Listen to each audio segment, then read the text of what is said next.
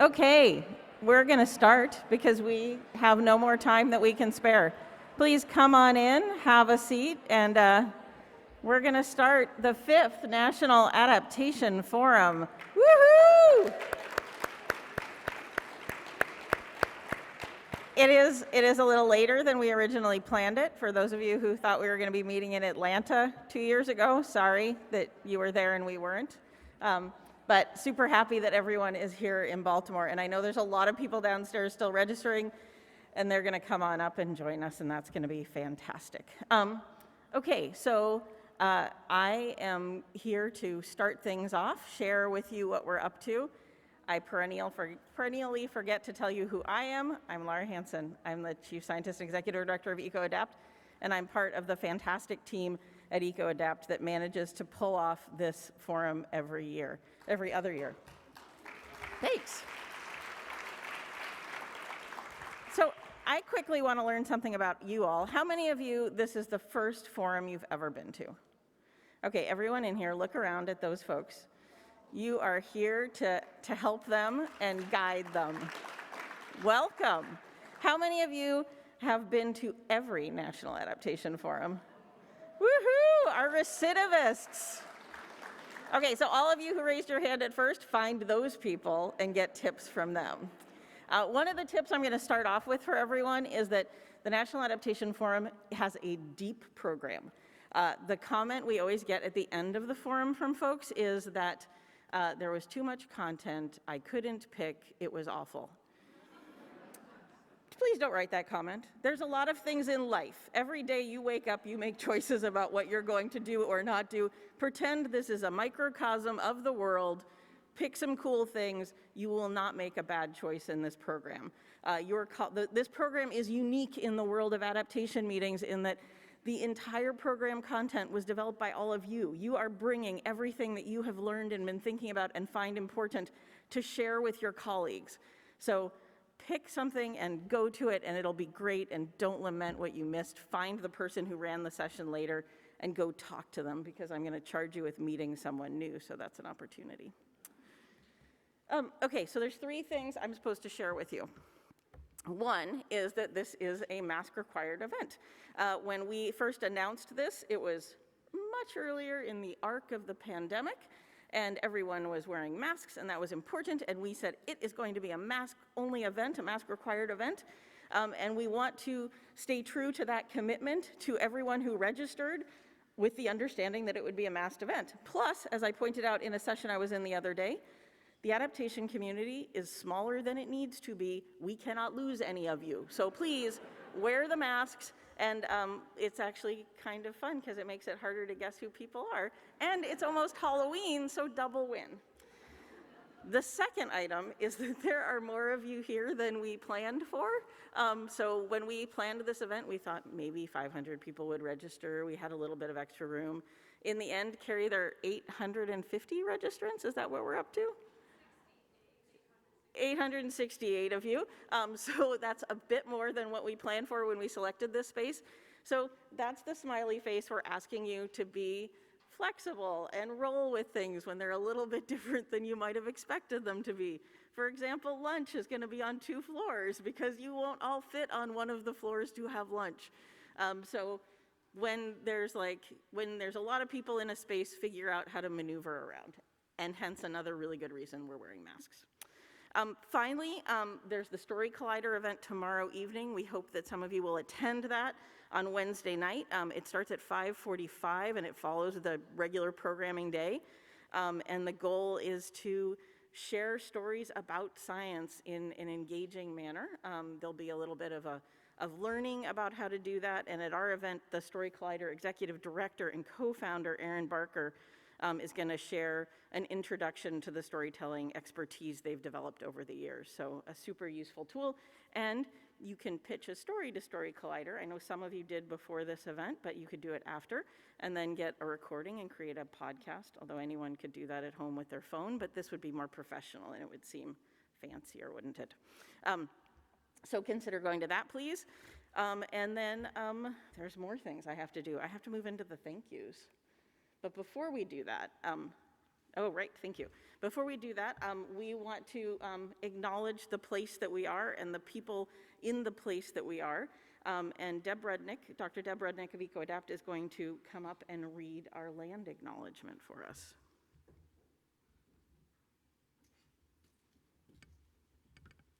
Thank you, Laura. Good morning.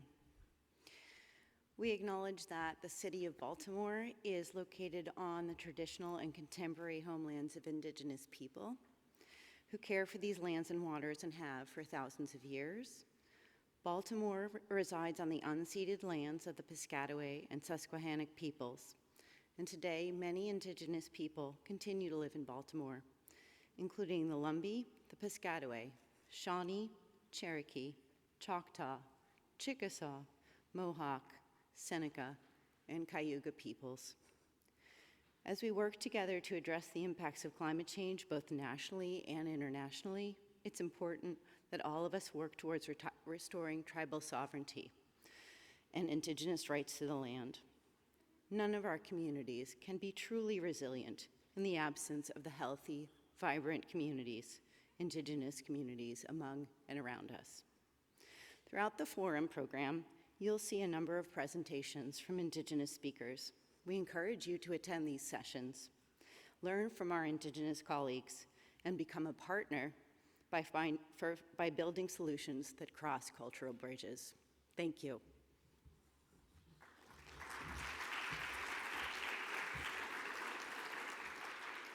Thank you very much, Deb. Okay, there's a lot of thank yous. I'm not going to read all these names. We don't have time for that. But it is in your program. You can reflect on all of our committee members. We have 4 fantastic committees that make all of this happen, from the Equity and Climate Justice Working Group to the Plenary Working Group, the Planning Committee, and the Steering Committee. They helped to develop the program. They helped develop the outreach. They helped fundraise. All of those things happened thanks to all of these people. People will have a committee tag on their name badge. If you see them, give them a big, great thank you. Thank you to all of the sponsors. This event costs a lot of money to run, and we're really happy to have all of these partners help pitch in to make that happen. So most of these folks have booths downstairs. They'll be there at the reception this evening. Please check that out. And then I personally want to thank all of the people that I interact with on a regular basis that made this happen. First of all, EcoAdapt's forum team. Carrie Schaefer, could you please stand up?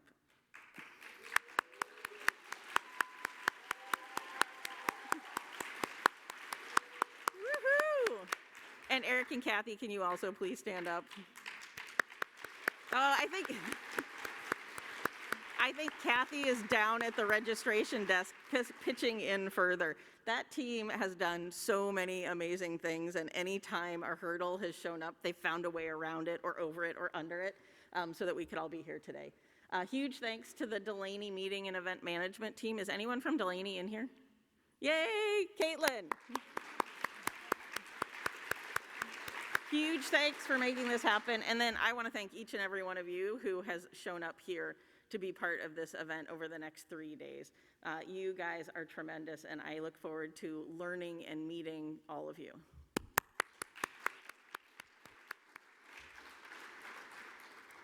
Okay, here's my call to action for all of you, because the theme for the National Adaptation Forum, our little slogan, is Action Today for a Better Tomorrow, which we actually stole from Stephen Colbert a long time ago, but no one remembers that.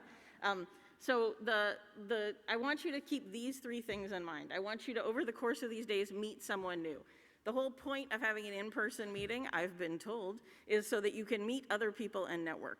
Find someone outside of your space, meet them, and build your community and your network. Secondly, I want you to learn something new. I want you to find a topic that you haven't been thinking about before. Go to a session that you're like, it has nothing to do with what I do, and think about how it could have something to do with what you do. Because that gets you to number 3, which I think is the most important thing that having an event like this can stimulate, is to think anew, to think differently. I want you to allow the ideas that you experience, the people that you interact with, to lead you toward adaptation innovation. We do not have the solution set yet to this problem, and it's going to be all of you thinking together, alone, with people outside of this room who come up with what that answer set is and come up with our path forward. I don't just want you to do this here, though, at the National Adaptation Forum. I want you to practice it here. And then after you leave the National Adaptation Forum, I want you to keep doing this every day. And to help you keep doing this every day, I'm going to give you two cards. One is real and one is not. Last week, I was at a meeting that Bruce Stein, who's about halfway back there, convened on adaptation innovation. And we pulled out the Brian Eno oblique strategies cards. And we realized that a lot of them actually apply to adaptation. These were used for music recording in the 70s and 80s. And we made some of them up, and then we copied some of them from Brian Eno because they apply equally well. This one we made up. So while you're thinking about what you're doing, while you're taking in these ideas from other people, one of his ideas was to think about something differently. And so one of the things I want you to do is to imagine that adaptation is a path to the future. So think about your strategy, what you're hearing about how it could become part of your path. And then another thought, and this one actually is a Brian Eno card, is it finished? And I think that often we think we've come up with an adaptation solution that we want to implement, and we think we're possibly done. And I want you to always ask this question: is it finished? Have I actually gotten to where I need to go? Because I think that will push us to go a little bit farther than where we have been in our thinking. So 3 things: meet someone new, learn something new, think anew, use a Brian Eno card, listen to the talking heads if that's going to help you do it. Okay, with that, I get the pleasure of introducing our speakers during the plenary. The first 2 speakers are our local welcomes, which I'm very excited about. For those of you who are not from the Baltimore area, you're going to learn a little bit more about the Baltimore area. Our first speaker is Dr. Suzanne Dorsey. She is the Deputy Secretary of the Maryland Department of the Environment, and using her 30 years of experience working toward conservation milestones, she's been helping move forward toward a more equitable, greener, blue, decarbonized future there. Her degrees are in coastal oceanography and marine science. She was the leader of a community-based environmental nonprofit for over a decade and worked on issues ranging from endangered species protection to coastal resilience to agriculture. And as an ecologist, she focuses on the interconnectivity between different habitats and humans. Our second speaker is Ava Richardson, who is the director of the Baltimore Office of Sustainability for the past decade, and has experience leading public health initiatives, advocating for environmental policies, and managing programs designed to address social, racial inequities, and environmental justice. During her time at the city, Ava has also served as a Food Matters technical advisor and has worked in the health department, addressing decades of trauma in West Baltimore. She has degrees in biology and public health and is working toward a doctorate focused on environmental health and engineering. Please welcome Dr. Dorsey and soon to be Dr. Richardson.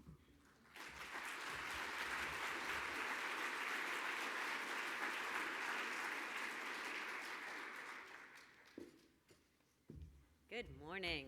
What a privilege to be amongst you. How's everybody doing? All right?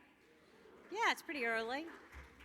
Well, I am so excited to be here and to be with Ava and our esteemed panel that we're going to introduce in shortly. But most importantly, I want to welcome you to Maryland. It's a great state, and specifically to Charm City. It's a great city. Last week, I went to 2 tree planting events in the city, part of our urban tree planting events, and I got to tell you that there is a quiet and graceful part of this city, because each time when I went to these, there was a member of the community picking up trash quietly. She'll never get on the newspaper, but there is a part of this city that many people miss. I encourage you to look out the window, not right now, but when you get a break, go look out the window at the trash wheel. That trash wheel is an innovative solution helping us deal with litter and address marine plastics, among many other things. And it's, innovated right here in Charm City. So there's so much that the city has to offer. There's so much that our state has to offer. We are so glad to have you. You are our people. We aim to have the greatest restoration economy in the nation, and I'm going to tell you, we're far along to that. Right? So I want to talk to you a little bit about the fact that Maryland is truly on the leading edge of climate policy. I mean, no disrespect to California, y'all. I am privileged to serve as the chair of the Climate Commission, the chair of the 5 Million Trees Commission, and the chair of the Green and Blue Infrastructure Commission. So if you don't think we're serious about this, we really are. We have the most progressive numerical mitigation goal in the nation, 60% reduction of greenhouse gases by 2030 and a net zero goal by 2045. That's a numerical target. That's important, right? We were recognized by the World Resources Institute and ranked #1 in the nation for reducing greenhouse gases while growing our economy. So let's get rid of that old thinking that it's either jobs or green adaptation. They both are together. We have the single most successful restoration, multi-jurisdictional restoration project on the globe. The single most successful, and that is our Chesapeake Bay program. It is incredible, and it's our #1 investment in resiliency.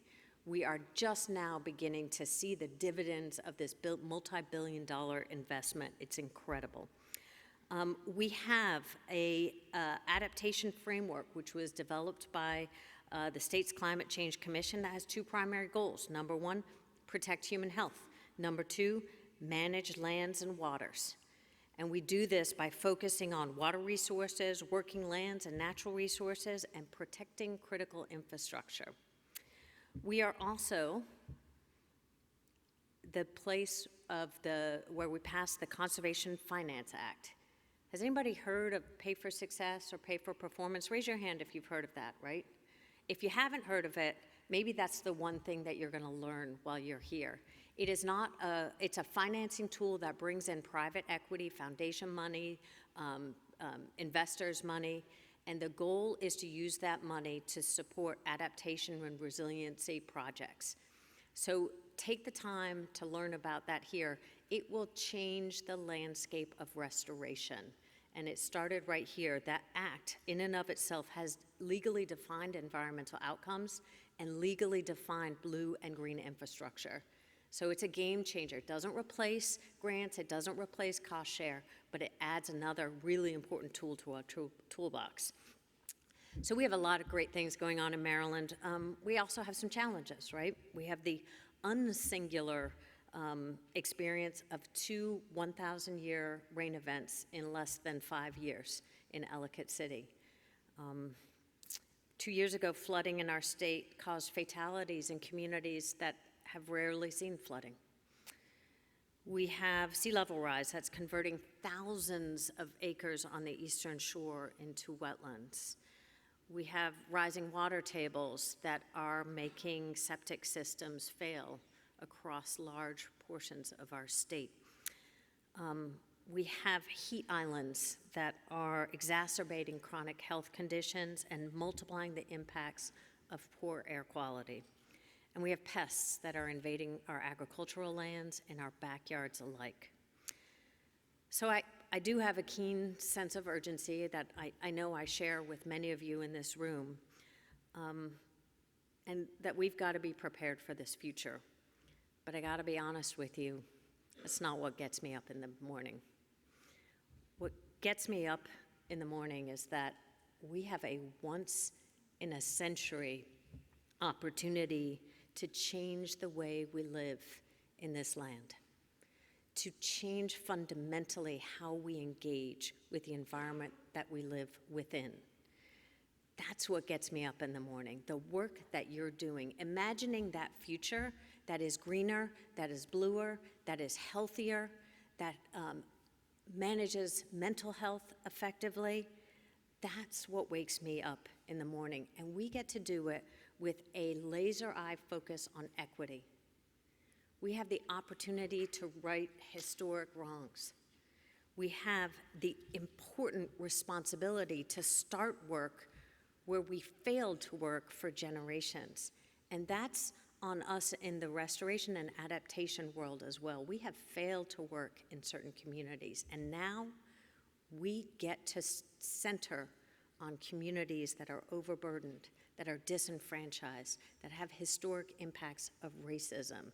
It's an incredible opportunity and responsibility for us to begin that work yesterday, not today, yesterday. So if you want to know what gets me up in the morning, that is incredible. Can you imagine what the future will look like for our grandchildren? We will deliver to our children and our grandchildren a safer environment that's resilient to climate change. We're going to use the tools that we have today, modeling, predictive tools, smart engineering, the role of environmental outcomes in integrating blue and green infrastructure into our communities. So your work will start by investing in communities that have been historically left behind. Your work will build our better future and prepare for this changing climate. Your work will combine structural adaptation with natural adaptation. Your work will use nature as a guide to imagine resilient human landscapes. Your work is going to tear down the walls between adaptation and mitigation and sequester carbon while you protect communities. Communities will have more trees and forests. Communities will have more wetlands. We'll have more plentiful fresh water, safe fresh water. Your communities will manage stormwater. We'll have productive streams, rivers, and floodplains. Your communities will have strong biodiversity and be healthy places to live. Your communities will have lower mental health impacts. Your work can sequester carbon in urban trees that in turn cool and clean the air. And your work will build thriving communities where circular economies reduce societal inequalities. Your work will protect countless at-risk communities from floods caused by rainfall, rivers, coastal flooding, and don't forget dam failures. Your work can build a future that will be prepared for our changing climate, but fundamentally and for the better, shift how we live in this landscape. Thank you. Thank you for what you do today. Thank you for what you will do. God bless you. You've got great work ahead of you. I encourage you to be the change, to center equity, and to join me in the inspired work that we have the privilege of being part of that. Thank you so much. Ava.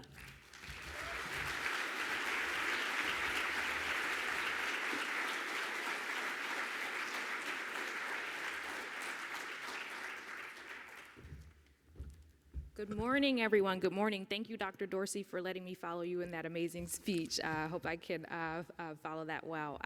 Welcome, everyone, to Baltimore. I want to give you all a warm welcome to Baltimore City on behalf of the administration and our Mayor, Brandon Scott.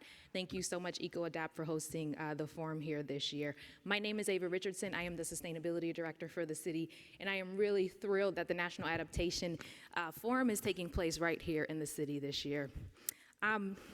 When it comes to adaptation in the National Adaptation Forum, I'm so excited for the agenda. I hope you all share in that excitement. I'm really looking forward to hearing and learning more about some of the amazing work, as Dr. Dorsey had mentioned, that's happening all across the country and the efforts that you all are leading. And I also want to give a special thanks and welcome to the Secretary of the Interior, Secretary Deb Haaland, and her team that's here today as well. We really appreciate and are honored to have them here in Baltimore. So my colleagues and I in the Baltimore Office of Sustainability, we really approach our adaptation goals with that spirit of collaboration. So much of our work is done in collaboration with other city agencies and different partners across the city, research institutions and academic institutions to really help us collect, analyze, and assess data that really gives us a better understanding of what those climate vulnerabilities are. So some of that work includes the Baltimore Social Environmental Collaborative. That is a newly funded DOE funded program that is led by Johns Hopkins University, and it's actually a multi-institution partnership with Morgan State University and HBCU here in the city, the University of Baltimore County, as well as Penn State. We're really excited for the prospect that this particular project brings, especially when it comes to helping us better understand some of the best targeted investments for our climate resources, and when it comes to climate adaptation and mitigation, how it is that we should be approaching these problems and how we should be directing resources in such a way that ensures the most climate vulnerable communities are taken care of. We also benefit quite a bit from having some amazing local elected officials and political leaders that support progressive climate policies, such as the Climate Solutions Now Act, which passed last year in the Maryland General Assembly. And as Dr. Dorsey mentioned, that sets Maryland as one of the most progressive climate states, and a carbon neutrality goal that was set by our mayor here in Baltimore City to reach carbon neutrality by 2045. So the state and the city are matching each other in that goal, and I'm really excited about that. We also have amazing partnerships with nonprofit and community-based organizations across the city who really serve as a robust community advocacy partners in grassroots organizations. One of the prime examples of that is our Community Resiliency Hub program, led by one of my colleagues, Aubrey Germ, who you'll hear from later on this afternoon. I encourage everyone to attend that session to learn more about the Community Resiliency Hub's program in Baltimore and all the resources that our hub partners are bringing to communities during and after disaster events, particularly climate-related events. And our most important stakeholders are our 500,000 plus residents across the city. And our residents really serve as co-innovators, collaborators, co-contributors, and really accountability partners for all the work that we do here across the city. We really try to take a participatory approach when it comes to all of our climate adaptation work, and we appreciate the residents holding us accountable and really ensuring that our efforts are not just community-led and community-informed, but really anchored to environmental justice. So I want to welcome everyone to Baltimore again. I hope you enjoy your time in the city. I'm really looking forward to the forum, and I'll pass things back off to Laura.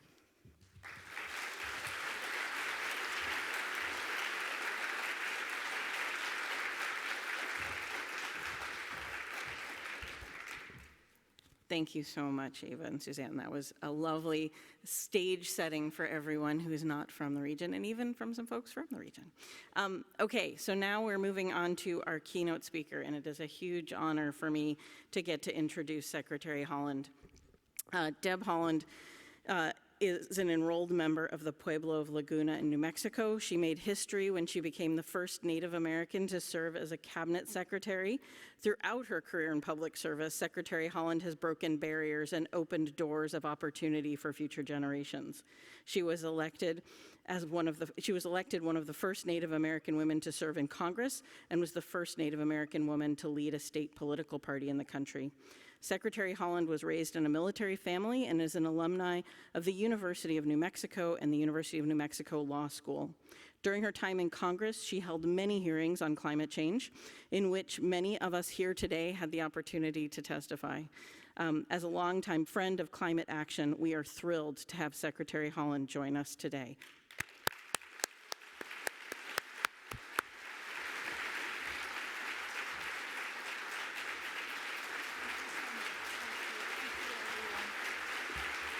Thank you. Thank you. Thank you so much. So kind of you. Thank you very much for that introduction, Laura. And good morning, everyone. I'm so honored to join all of you here on the ancestral homelands of the Susquehannock and Piscataway people. Thank you for the invitation. It's wonderful to see you all here in person. I know that I don't have to tell anyone in this room that our world is facing a global climate crisis. Like many of you, I am acutely aware that this crisis not only impacts communities where people live, but also the rich habitats for our plants and animals. Responding to and preparing for climate impacts is something that the National Adaptation Forum has been working to address for the last 5 years. The work, best practices, and opportunities that you all have shared over the years have added to our collective endeavor to address climate change. As Secretary of the Interior, I travel across the country to areas that are managing for worsening water challenges, extreme heat, devastating wildfires, and unprecedented storms. It was heartbreaking to hear from friends this summer as they evacuated their homes to escape New Mexico's largest ever wildfire, or to watch plumes of smoke from their backyards in Albuquerque. As I visit with folks on the ground, I hear stories about communities planning to relocate because of sea level rise, or traditional lifeways coming to a screeching halt because animal migration patterns have changed, or water has become too scarce. Climate change is the greatest challenge of our lifetimes, but the good news is that with great challenges comes great opportunities. On day one, President Biden launched an all-of-government approach to address climate change, and at Interior, we have a key role to play. Part of that is putting resources where they can make the strongest impacts. We are investing at-risk communities to ensure that they are more resilient to climate change, including through transformational funding from the President's bipartisan infrastructure law. $100 million for watershed health projects, $250 million for the health of fisheries, wildlife, or aquatic habitat through habitat restoration and fish passage, $466 million to the Bureau of Indian Affairs for infrastructure projects and climate resiliency initiatives, and $1.4 billion, yes, that's billion with a B, for ecosystem restoration and resilience. That's very exciting.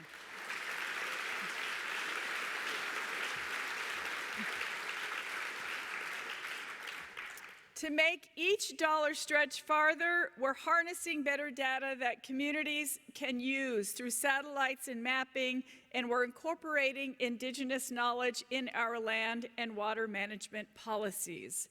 That collaboration is a centerpiece of this administration's America the Beautiful initiative, which is a 10-year locally led effort to conserve and restore the lands and waters that bind us together as Americans. The initiative is inclusive and collaborative to restore 30% of our land and waters by 2030. It's about supporting locally led and voluntary efforts with ranchers and farmers and private landowners. It's about honoring tribal sovereignty and lifting up indigenous-led conservation. It's about access to the outdoors for all communities, and it's about using science and indigenous knowledge to guide us. The National Adaptation Forum's work to bring scientists, federal entities, tribes, community organizations, and stakeholders together is a model of collaborative conservation that America the Beautiful seeks to embrace. When I was growing up, my dad would take me and my siblings outside every single chance he had. He didn't think kids belonged inside. On those hikes, we were able to enjoy springs and rivers, we ran through forests, and we walked along beaches. Those experiences were invaluable and taught me love and appreciation for the outdoors, and I want that for every single child.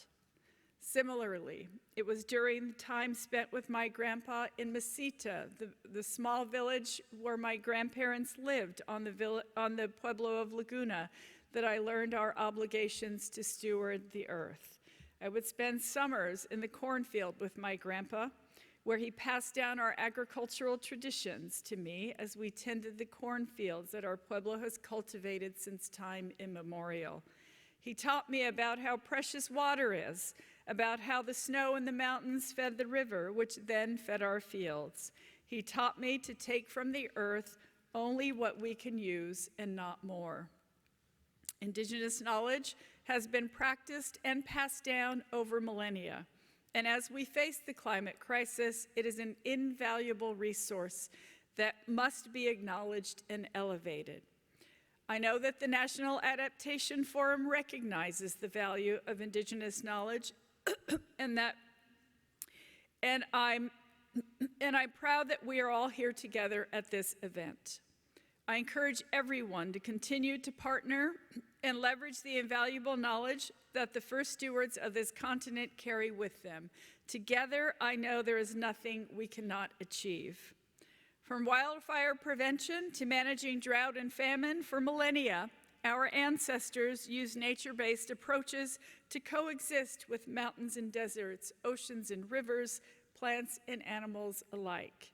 By incorporating Indigenous knowledge into our work and ensuring we're leading with science-based decisions, we can restore balance to nature. As the first Native American Cabinet Secretary, I carry these valuable perspectives with me. My responsibility to future generations is ingrained in me by my culture and traditions, but I believe we all have that obligation to the future. We can all work together to conserve our lands and waters. We can all work together to restore balance to nature. We can all work together to ensure every child, no matter their income, background, or where they live, has access to the outdoors. And we can all work together to leave behind a livable future for the generations that come after us. It is my hope that at this year's forum, you all can connect, share ideas, and build strong networks of collaboration that are committed to using science and Indigenous knowledge to address the climate challenges that all of us face. I appreciate every single thing that all of you do every single day. Though the future looks challenging, the group of people in this room give me hope for the future, so thank you for that. Thank you all for the opportunity to speak with you, and I hope you enjoy the rest of the forum. Thank you so much. Thank you. Thank you.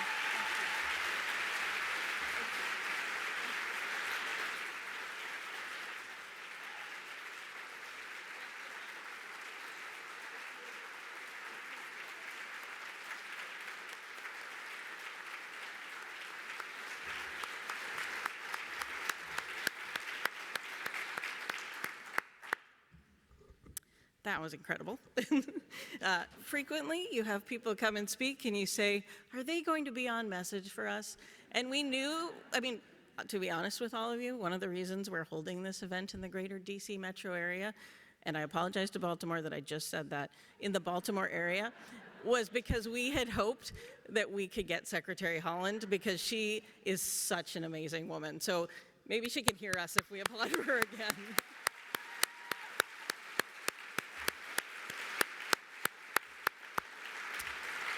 Okay, so it's a hard act to follow for the panel. So I'm just going to turn it over to Ava and Suzanne and the panel and say, you're going to do great. Good luck.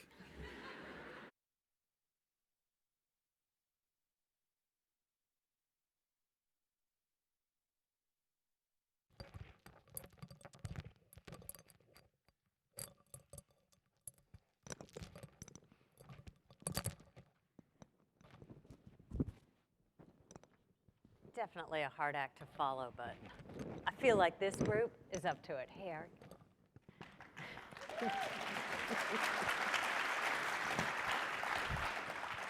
Ava, should we start by introducing folks? Yeah, why don't we do a round of introductions? Yeah.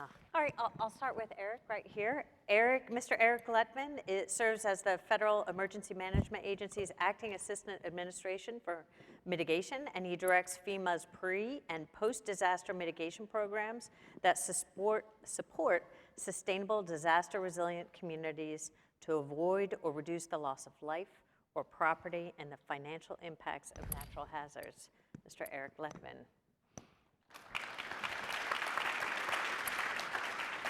All right.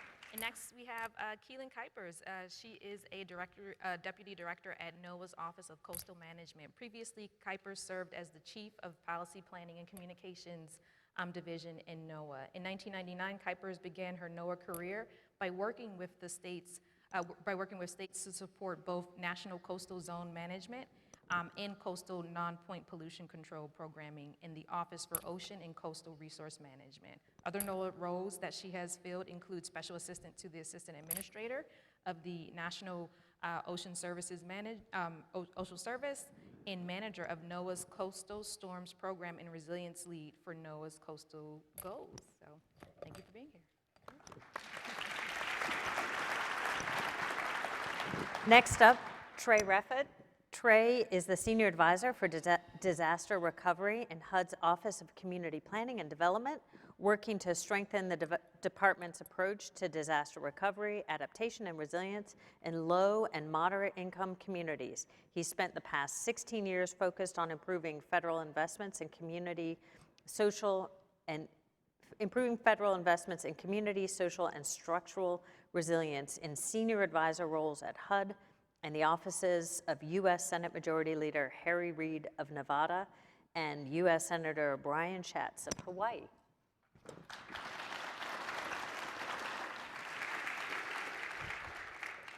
And last, we have Sarah Greenberger. Sarah serves as the Associate Director, Secretary for the Department of Interior.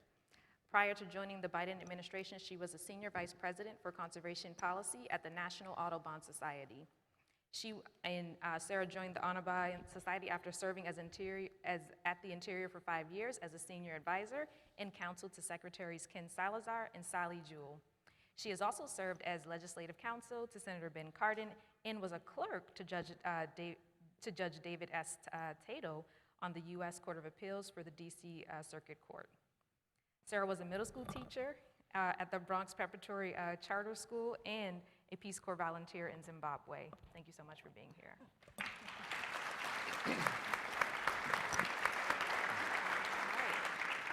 So, Suzanne, to start this off, why don't we kind of put the term climate adaptation in context for folks? So, obviously, we're at the National Adaptation Forum, so we know that we'll be focusing on climate adaptation, but we want to put that term in context for folks. And we really think it's helpful to think of climate adaptation as a way to reach mitigation goals, and in many ways to help build that foundation for reaching all of our other climate goals across a city, a region, or a state. But most importantly, right, this is about building that future. It's about doing the work that builds that better future. And so let's keep centered on what we need to do. The terminology isn't so important, but the work that you do is what's most important. So let's keep focused on that for now. Absolutely. So Ava, let's start. You know, something we share in common is a passion for this Reimagine Middle Branch project. And has anybody in this room, maybe some of my Baltimore folks know about Reimagine? Yeah, Reimagine Middle Branch. It's a really interesting kind of moonshot project. So it's community-led. It's a restoration project impacting 11 miles of the Patapsco River right here in South Baltimore. It seeks to increase equity and work in communities impacted by environmental justice. And it's got a couple of guiding principles: protect and connect the shoreline, transform barriers into connections, and strengthen communities with parks and programs. What I'm really interested in is there's a BRIC grant that they're going to use to protect a waterfront hospital, which is really important. So that's important. But it also is integrating wetlands restoration and then park access. And that park will serve double duty as stormwater mitigation. So it will treat and slow stormwater coming off of our built environments. So I'm going to ask a question. Anybody that wants to jump in on this, feel free. Otherwise, I'll pick on you. What resources could agencies bring to communities and local governments that are doing this broad-based landscape change as they're trying to adapt to climate change and mitigate or minimize the long-term climate-related risks through a project like this? Anybody want to take that on? It's got some BRIC grant. Sure. Yeah. Since you mentioned BRIC, building resilient infrastructure in communities. So at FEMA, we've been funding hazard mitigation, climate adaptation projects since 1993. It's been, 30 years of mitigation grants. Most of our grants have been post-disaster. It's a formula based on the amount of individual and public assistance, and we're calculating how much hazard mitigation is going to be available for Florida after Hurricane Ian. What's really exciting, though, is over the last few years, we've had a very small pre-disaster mitigation grant program going back about 20 years, $50, $100 million, fairly small. We've done some good projects, but what's really exciting is it's so challenging for communities to do these projects in the post-disaster environment, and obviously we want to try to mitigate before natural hazards hit, help with climate adaptation. So we've had over the last, just incredible, I can't believe how much funding we've received, some of it from the administration, some of it from Congress. The Disaster Recovery Reform Act helped set up BRIC, our pre-disaster mitigation grant program. We just opened the application period 2 weeks ago. First year, $500 million, second year, $1 billion. This year, $2.3 billion for BRIC is available for pre-disaster mitigation. Wow. And you mentioned the project in South Baltimore. We're very proud of that. It's an excellent example of how you can use mitigation grants to mitigate against the effects of climate change and incorporate nature-based solutions and help protect critical infrastructure. It's a huge win. Great. Eric, do you want to talk anything else about your agency overview and adaptation work?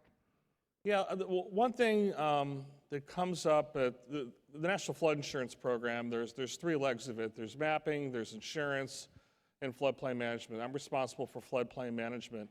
One thing that we are doing right now is, for the first time in 35 years, we're opening up what should those minimum standards be for construction and floodplains. And those minimum standards affect about 22,800 communities that adopt the flood maps and sell flood insurance. So those standards haven't changed since the 70s. So we have the flood standard executive order. We have a lot of federal policies. So we're opening that up and saying for communities that permit, the federal government doesn't issue building permits. Local governments like Baltimore do. So for Baltimore, the floodplain is within feet of this building. If Baltimore is going to build a structure there, what should those minimum standards be? So we are opening that up it was open for public comment, and we're going through and determining, with climate change and future risks, what should those minimum standards be that every single community in this country that sells flood insurance and adopts flood maps should have to adhere to. I'm going to build on that for a second, because one of the impacts of floodplain management here in the northern part of the Chesapeake Bay is debris management. So with a changing climate, our floodplain management becomes even more important with debris. Now, most of that debris that comes down from the Susquehanna River is woody debris, but about 10% of it is plastics and other, random debris. So in a changing climate, changing how we manage our floodplain for debris is really important. It poses a risk to dam management, and it poses an important cost on local governments that have to respond to that in their waterways. So thanks for bringing that up. Appreciate it. Next, Keelin, do you want to give us an overview of your agency's adaptation work? Sure, absolutely. Great. Thank you.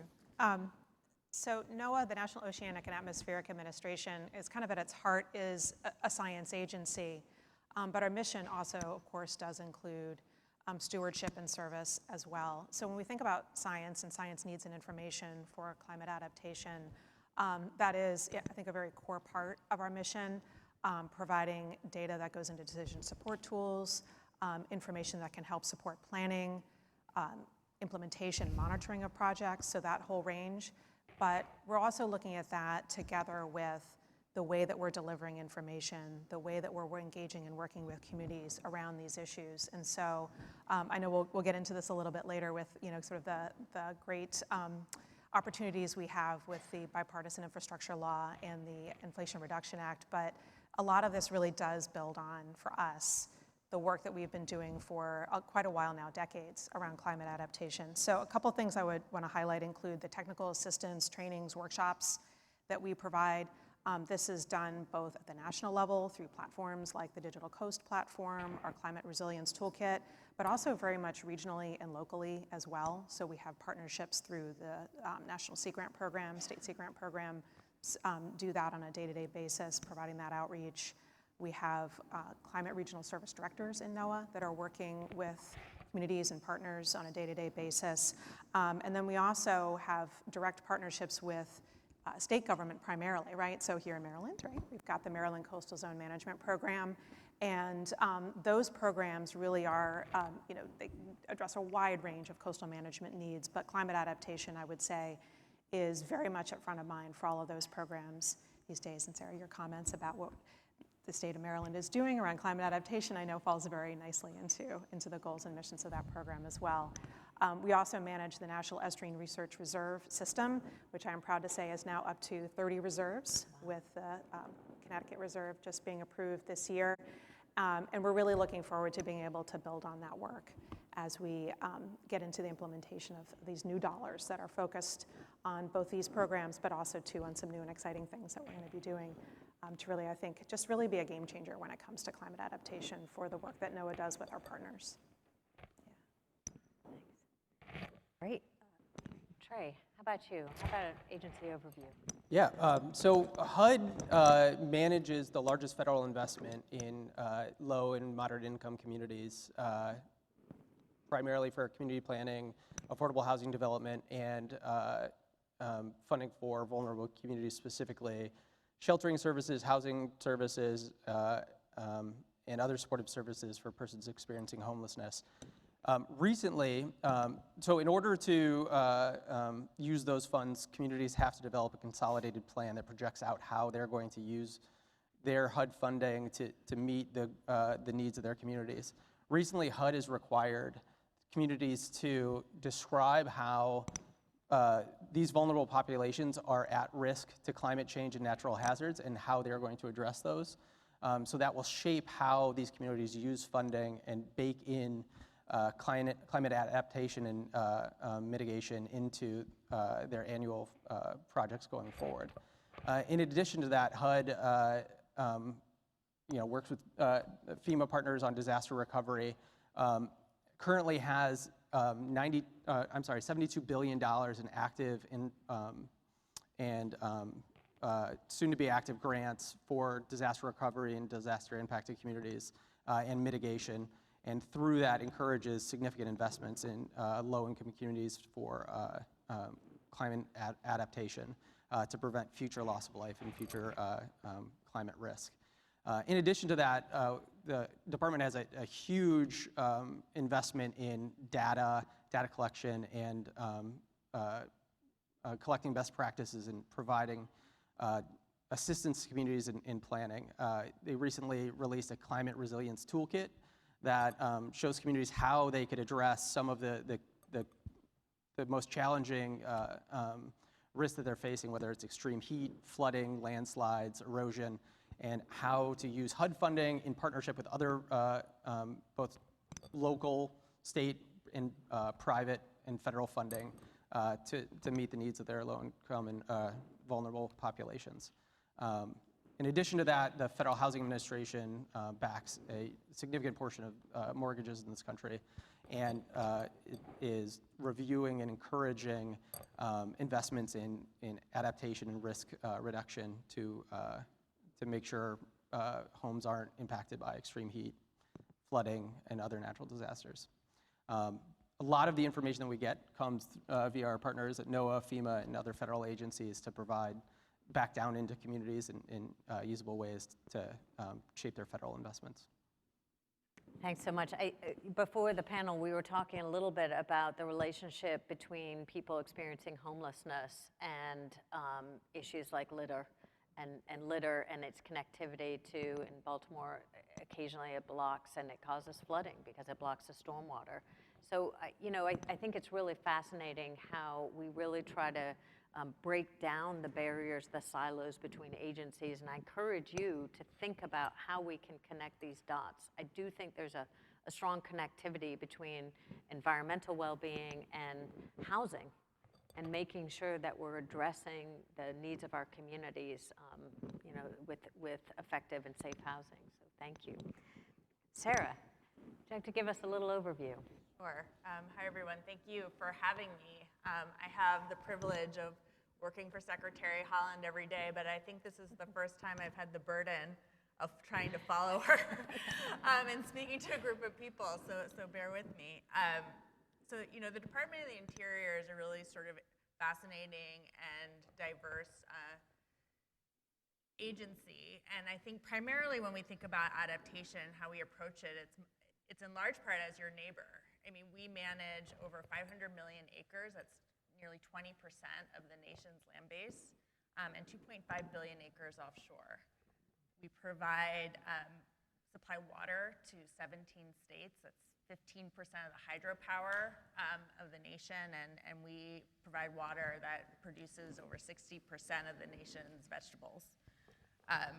We have trust resources over endangered species, migratory species, and have a responsibility to manage and support the relationship with tribal nations, Native Hawaiians, and territorial communities. So we touch, you know, in a really interesting and unique way a lot of parts of this country and have a responsibility to manage those natural resources, cultural heritage, and relationships with a lot of different communities and industries across the country. And so when we think about adaptation, again, in the first instance, we have to manage our own resources, right? All those lands and waters, trust wildlife species in a new way. And that's a big transformation for us. And when we came into office and spoke to some of our most senior career officials and asked, you know, we say we want to take climate into account in everything that we do, what should we do? What are the most impactful things we can do, policy changes we can make to support the 70,000 people who work at Interior? And they said, you know, we're starting to take emissions into account in the way we make decisions, but we're not taking into account rapid ecological transformation into the way we make decisions in a day-to-day methodical way. Not every one of people who's making a land management decision knows how to use climate models or build scenarios and think about the fact that our baseline isn't the status quo. Our decisions shouldn't be, you know, consistently to resist change anymore. That's unlikely to be, you know, successful in most circumstances. Are we going to just accept the way that our ecosystems are changing, or are we going to try and direct that change? What do we replant after a fire? And so we are really focused at Interior and thinking through how we are going to transform the way we make decisions on a daily basis for the assets that we manage. How do we pilot new approaches, nature-based solutions, right, that we can show and demonstrate and monitor the effectiveness on our resources and provide that as an opportunity and a model for other communities. We are also a science agency. And we do have the U.S. Geological Survey. We have scientists in many of our bureaus who are doing research, who are downscaling science to local scales that can be that resource for communities who are making decisions. We have climate adaptation science centers that the U.S. Geological Survey manages across the country, 9 centers regionally. When we think about what other tools that we have to support adaptation across the country, the fact that we do manage wildlife, endangered species, is in fact a really powerful tool. When we have to consult at the U.S. Fish and Wildlife Service on endangered species or help communities develop habitat conservation plans, that's another opportunity to support communities and how they're planning for change. And, you know, as the Secretary said, I think one of the most transformational things that we're seeking to accomplish is to incorporate Indigenous knowledge and to co-steward and figure out ways to co-steward our resources with Indigenous people for all of the reasons the Secretary so eloquently outlined in her remarks. it is a transformational moment for us, right? Both because we have an opportunity to really change our policy frameworks, to train our staff, to hire new people, and really integrate a new way of doing work into our agency. And we do have transformational resources that between the Infrastructure Act and the Inflation Reduction Act, to really try and make some key investments right now that change our trajectory. But at Interior, right, we're like, we have $1 billion. And you hear from HUD or FEMA, right, the scale of our resources, we can provide training, we can provide science, we can provide sometimes those seed investments. But it really, I think, is as a partner, a land manager, a science organization, that we can contribute to the work that all of you are doing. So I think now we'll talk about some of our new favorite acronyms, IIJA and IRA, the Infrastructure Investment and Jobs Act and the Inflation Reduction Act, which I know each of your agencies are working on and will be providing some potential funding opportunities through in the future. So can each of you please share kind of like, what are the plans for your agencies to leverage this funding, and how can adaptation practitioners at the state and local levels access these funds? We can start with you, Eric. Sure, I'll go ahead and start. I mentioned, what I think the Inflation Reduction Act and Infrastructure and Jobs Act, what a lot of them did was really plus up a lot of the agency programs that already existed. So as I mentioned, BRIC, Building Resilient Infrastructure in Communities, and our Flood Mitigation Assistance.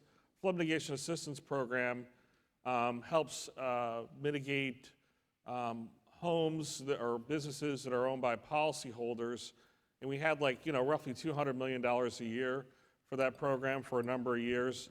Congress just gave us $3.5 billion over 5 years, so we're really trying to mitigate these homes that are getting wet over and over, which is super exciting. So typically what happens, the federal government is it is a strange animal. When we put funds out for eligible applicants, I'll talk about that in a second, we typically do a notice of funding opportunity, and HUD does something similar. And but believe it or not, we actually talk to each other quite a bit. Like I have our BRIC grants. I have NOAA staff reviewing our BRIC grants. I actually review Trey's notice of funding opportunities, and he reviews mine. So we do try to collaborate and get the language in there so it's all similar, but they come out at different times. For FEMA, our eligible applicants are states, tribes, and territories. Sub-applicants are local communities like the city of Baltimore. So the city of Baltimore, if they want to mitigate the hospital, they have to go work with the state of Maryland.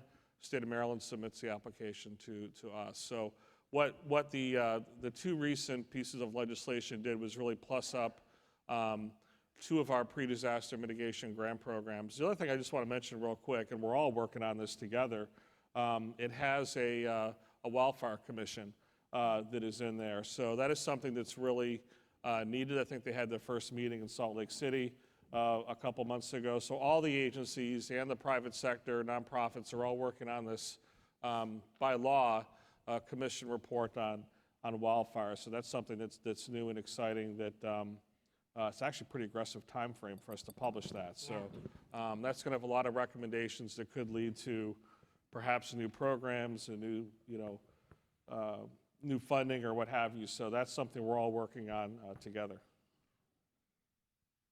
Great, yeah. So for NOAA, I think we've heard the word transformational.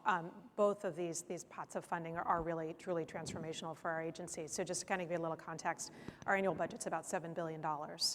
Under the bipartisan infrastructure law, we have $3 billion over 5 years. And then for the Inflation Reduction Act, it's $2.8 billion. 2.6 of that is really focused around coastal resilience with climate, okay? And so when you look at that amount of funding relative to our base budget, it's pretty incredible. And it means that we have a whole lot of work to do in a relatively short period of time to be able to get those dollars out in an effective way. So I'll just give a little bit of overview of what we have planned for IRA, because at this point we're still very much in the planning phase. I can say that we can expect a good amount of that to be able to go out the door to partners, And we're looking forward to that point in time when we can share more about what that looks like. And we can't expect to, there's less structure in the language from the Hill around what goes into that. So there's a little more flexibility that we're looking at there with the Hill and with OMB on what will go into that. As Eric noted, for BIL, it really is around expanding and building on the climate adaptation focus of existing programs. So a couple of programs that I think would be of relevance, particularly for this audience, is one that we manage together with the National Fish and Wildlife Foundation. This is the National Coastal Resilience Fund. Actually, there was a NCRF project that was funded together with BRIC funds with Middle Branch. So that's been a really exciting thing for us to think about how we expand and build on that. $492 million for that program over 5 years. This was a program that previously was around the 30 to 40 million range. So it really is a big expansion of that. We are in particular for that and really all of the external grants programs that we're looking at, how do we build in more effective support for underserved communities, whether that be dollars that are actually set aside specifically for that purpose, the grant criteria, the review criteria that we're using when we're looking at these projects, the kinds of outreach and technical assistance that we're providing to communities to help them be able to engage and apply effectively for these programs and the support that they may need throughout project implementation as well. So we're thinking about all of that. The Office of Habitat Conservation in NOAA also manages our habitat restoration grants, and that program also does have a significant increase, $491 million over 5 years, and they do have a specific set aside $10 million this year that they are competing for underserved communities. And so we're going to be looking at what we get back in with those projects, what it looks like in terms of how we shape and develop those notices of opportunity, funding opportunity for the future so that we can continue to do this better and more effectively.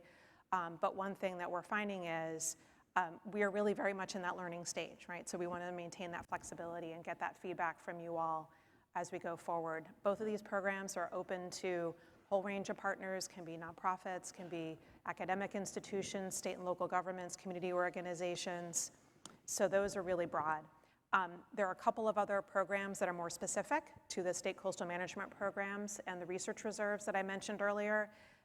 However, these are great partnership opportunities as well. Funding can go directly to partner organizations as long as they're working with a reserve or a state coastal program. So I would definitely recommend looking at that as well. The FY22 process is underway. Those proposals are coming in now. We expect to be able to announce awards. Hopefully some of them we can announce a little bit later this year, and then others we'll be announcing early in 23. But please look out for our next funding opportunity for all of those, probably in the spring or summer of next year. Great. So on the HUD side, most of the department's work around IIJA and IRA is working with our federal partners to ensure the money that is coming down the pipe is well targeted to meet the needs of low-income and moderate-income communities and communities of color, particularly around the Department of Transportation's Reconnecting Communities grant program, which realigns local infrastructure to right historic wrongs of breaking apart communities and reconnecting them, so there's vibrancy in those communities, where the vast EV charging network is going to be placed to ensure that low-income communities have access to those and they create the network that we need. And the funds meet the social work to address the social vulnerabilities that were intended by Congress. So we're providing an advisory role to a lot of federal partners, but also working to ensure that our annual funding can be used to leverage those opportunities and create kind of complete and cohesive community development opportunities. One big one that is available to communities is the Section 108 loan program. It's a community financing tool to allow low interest financing to communities to meet social vulnerability eligible projects. At the Interior Department, we have had, again, really historic influx of resources through the Infrastructure Act and through the Inflation Reduction Act. the biggest investment for adaptation has gone to the Bureau of Reclamation, given the historic drought, right? If you look at the Colorado River, you know, water delivery to 40 million people, power is at risk in a way that we have never seen in history with the water levels dropping so dramatically.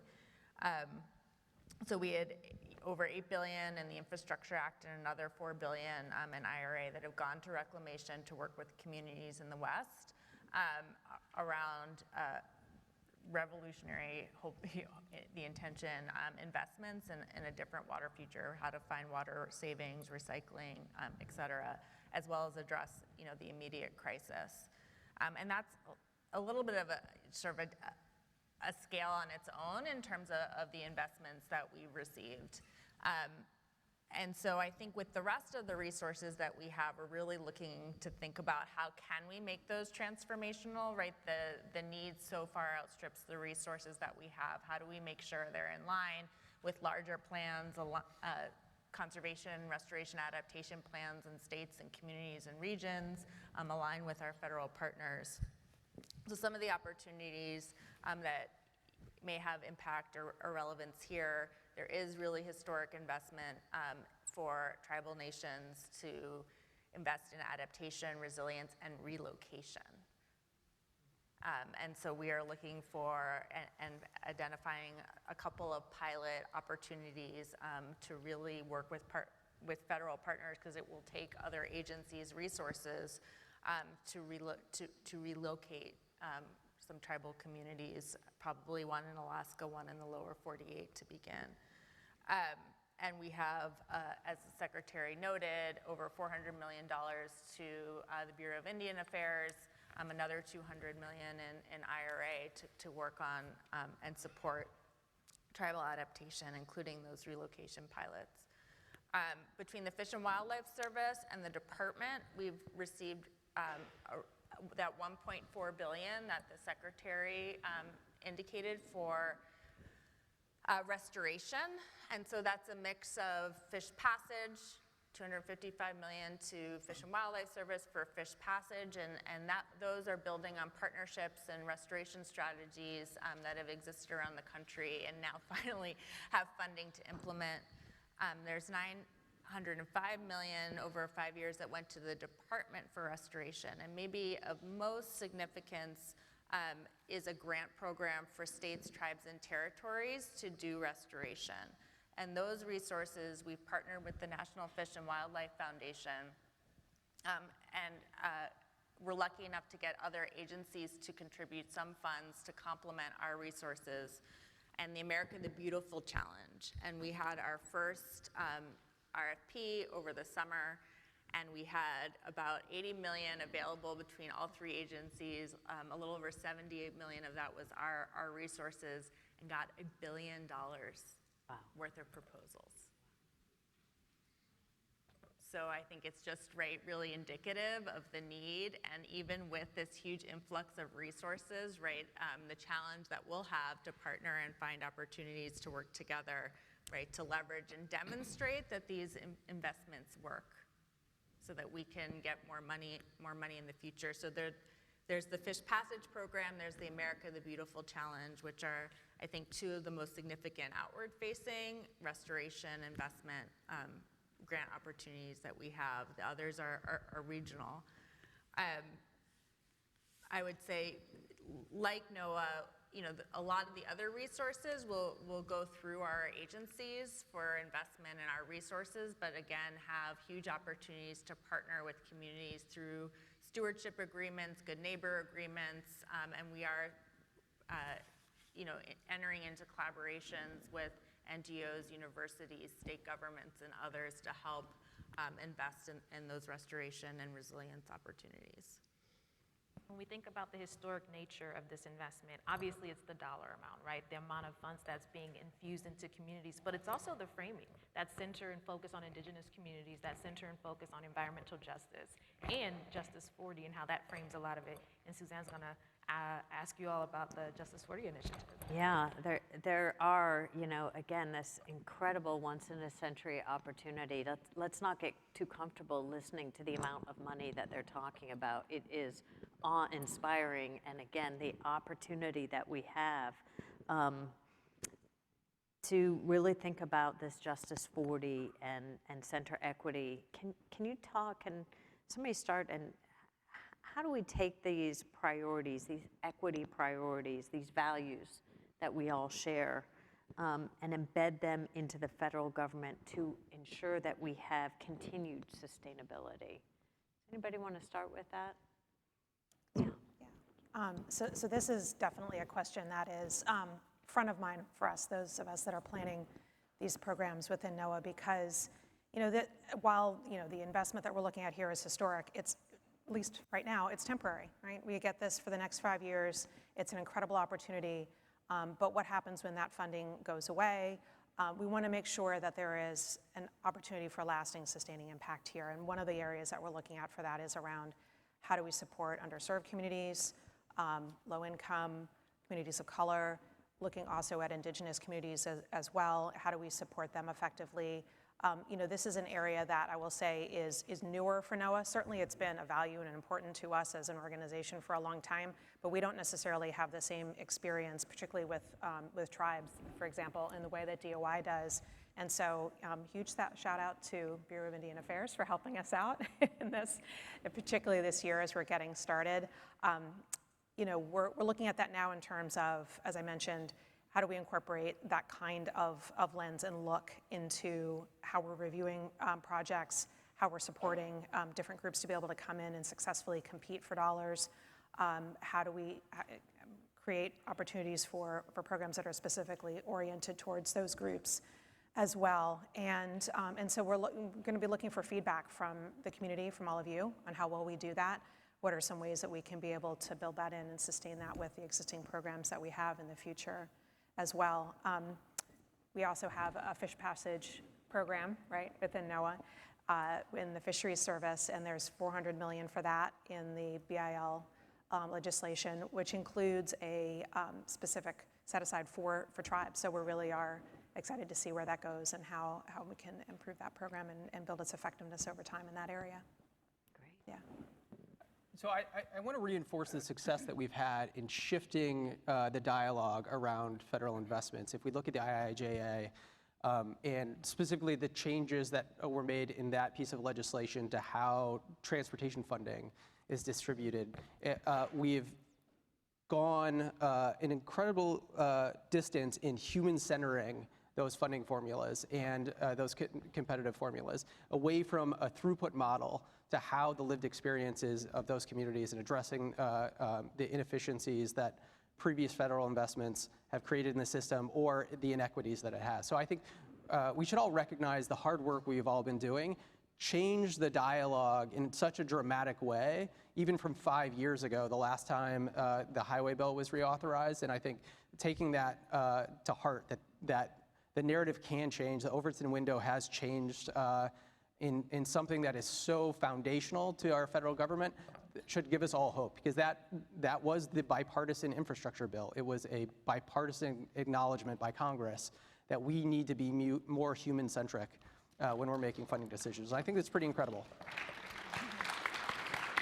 And one other thing I want to say is, as you've heard us talk about, a lot of the investments that were created in those two pieces of legislation push agencies out of their comfort zones. A lot of the selection criteria are non-traditional selection criteria based in addressing social inequities and better investing in vulnerable communities. And that's requiring us to have a lot of interagency discussions. It was happening, but now it's supercharged. And agencies want to work together to ensure that this happens in an effective way.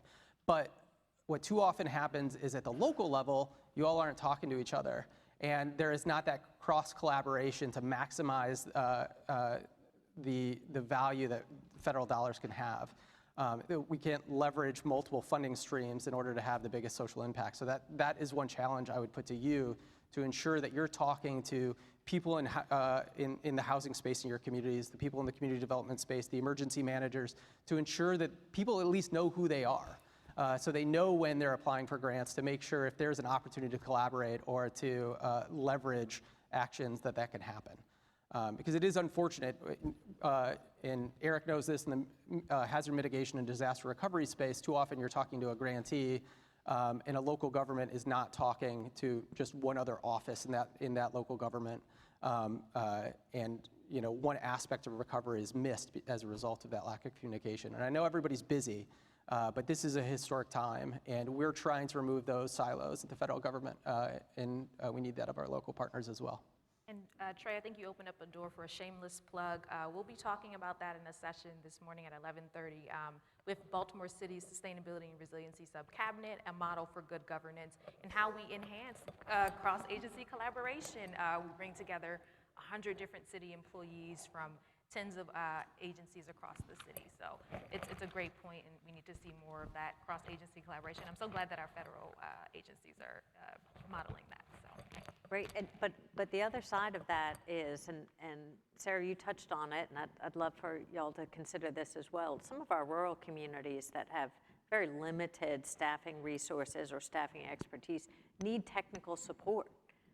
It's not just time, it's ability and understanding of the resources that are available. So if, as you're talking, you can tell us about, the technical side of things, and I'll just tell you a little story. I was watching very closely the first set of infrastructure money that went out in Maryland. Where did it go? It went where we had projects already underway. So it went where there's sophistication, like Baltimore City and our central, highly populated counties, and then it went to a project that we had out west that was already well underway, planned, designed. It did not go to our rural communities on the Eastern Shore. So, as you talk a little bit about Justice 40, tell us a little bit how you interact with the locals and help give them the tools they need to be successful. So, Sarah or Eric, you?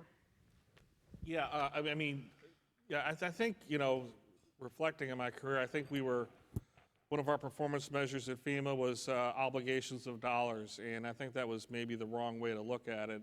There's been some excellent academic articles looking at where those dollars are going. So we're looking at the world through a new lens, and the laws that created a lot of our programs are decades old, like the Stafford Act. There's a 75-25 match for our grant program. So, who's applying? I mean, communities that can afford Right. the 75-25 match. I live in Howard County. Howard County can afford to mitigate Ellicott City and come up with that match. And so that has, I think, driven some inequities. Justice 40 is exciting because like BRIC and our flood mitigation assistance program are Justice 40 pilot, community or pilot programs. So in BRIC, it's pre-disaster. It's a points-based competition. We threw a lot of points in for, nature-based solutions, mitigating climate change, and for communities that were Justice 40. The community in South Baltimore here is part of Justice 40. And so the second year of BRIC, 44% of our BRIC funds went to disadvantaged communities. We're fairly proud of it. Flood mitigation assistance, it was much lower. Why? Because you have to afford a flood insurance policy to be eligible. If you can't afford flood insurance, that homeowner, can't apply to that program. And my boss has a meeting with me in 2 days to say, Eric, how are we going to change that? How are we going to increase those numbers for the next year? What are some ways that we can modify our program? So I think we're looking at our programs through a different lens, but it is challenging. The 75-25, so you mentioned technical assistance. With BRIC, this year we did 20 communities we're providing technical assistance. Next year we're doing 40. The next year we're doing 80. Right. So that's one of the ways that we're trying to help those communities that, struggle to apply for a grant. They can't afford a consultant, and they shouldn't have to. So how do we go in there, send out FEMA employees or our contractors, and help those communities apply? And by the way, we're all hiring.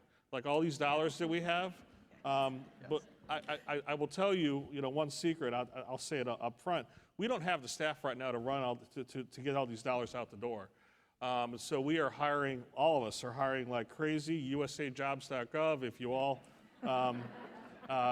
want to come work for any one of our agencies. And quite frankly, we're, I think, pretty flexible. We're doing a lot of duty station negotiable type of things. So yeah, I just want to make that shameless plug. With all these. Maryland.gov, we're hiring too, Maryland.gov. I think we're all hiring, but the labor shortage. But I think that gets to the durability question that you laid out, right? I mean, durability, capacity, are two things we think about all the time. They're two different challenges, but how do we make some of these policy changes, right, durable past one administration, one source of funding? And that's not necessarily easy. But how do you ingrain it into the criteria of programs? How do you ingrain it into the people, right, who are going to be in these agencies for the long term? And so hiring, right, our ability to hire people who hold these values, who want to continue these policies, who care about equity, who care about Justice 40, that is one way that we make some of these policies durable over the long run. So, it really is critical that you listen to Eric and you go to USA Jobs and you come and work for these agencies so that you can really change the way that we do work and make it durable over the long haul. But going to what Trey said, I think those local relationships are another way to make some of these policies durable, because the people who are going to be making decisions, especially like at an agency like Interior, often aren't headquarter staff. They're regional staff, local staff, district staff. And so to the extent that they know and are building relationships with a broader set of the community, that's also going to have a durable impact on the way that they make decisions and think about the way that they do their work. And so it's a burden, I know, especially for lower resource communities, rural or urban, but it does, I think have an impact and get to that question. In terms of technical assistance, we really haven't been a grant-making agency on the scale of some of the others that are here. Bureau of Indian Affairs does have technical capacity training and is able to provide resources in terms of writing grants, right, compliance, all of that.